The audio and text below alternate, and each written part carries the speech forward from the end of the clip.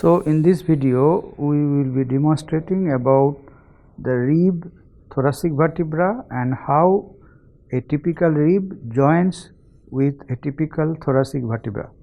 So, you are to hold the rib like a pen holding position. This is the normal anatomical position. That means the posterior end of the rib is a higher position and anterior end of the rib is in a lower position. So, the anterior end is very sharp and it joins with the sternum. This is called sternal end. Behind sternal end, this whole part of the rib is called body of the rib, and behind the body of the rib, in the posterior end, this is called vertebral end of the rib.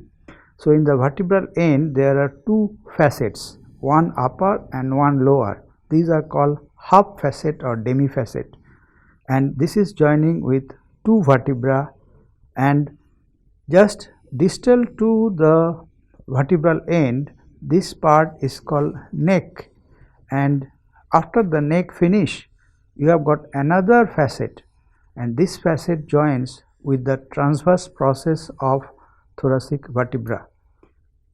A slightly distal to the facet for the transverse process, this angulation is called angle of the rib.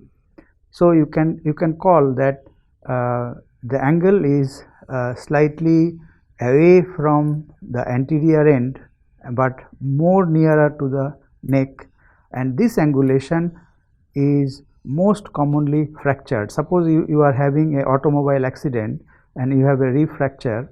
Due to sharp angulation, the angle is most commonly fractured. Now, how the outer surface and inner surface are disposed? The outer surface is usually, you all know, covered by pectoralis major muscle. There are external intercostal, there are internal intercostal muscles, but the inner surface is usually in contact with pleura, and inside pleura, inner to the pleura, is the lung. Now, on the lower border of the rib there is a costal groove. So, along the lower border is the costal groove, and in this costal groove lies three structure. Above is intercostal vein, and then intercostal artery, and then intercostal nerve.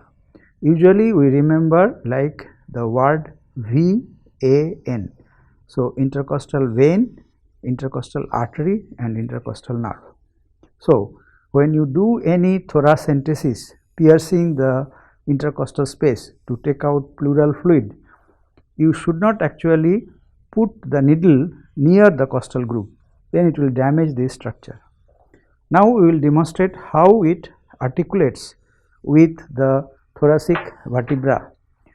So, suppose this is sixth rib and this is sixth thoracic vertebra, and this sixth thoracic vertebra has body, and over the body it has got superior costal facet and inferior costal facet. This part is the vertebral canal, this is transverse process, this is spine, and the junction between the body and the articular process is the pedicel. Now, if this is sixth rib and this is sixth thoracic vertebra, the lower facet will join with the facet of the same thoracic vertebra.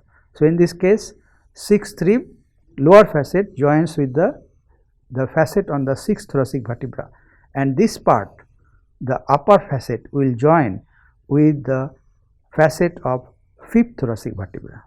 So, in this way, suppose if this is seventh rib, then the lower facet will join with the seventh thoracic vertebra, the upper facet will join with the sixth thoracic vertebra, but this facet will join with the similar facet on the transverse process of same thoracic vertebra. So, if it is sixth rib and there is a facet on the sixth rib here, will join with the similar facet on the transverse process of sixth thoracic vertebra. So, there are some nomenclature. This joint just now I demonstrated between the head of the rib and thoracic vertebra, this joint is called costovertebral joint, and this joint between the rib and the transverse process is called costo-transverse joint.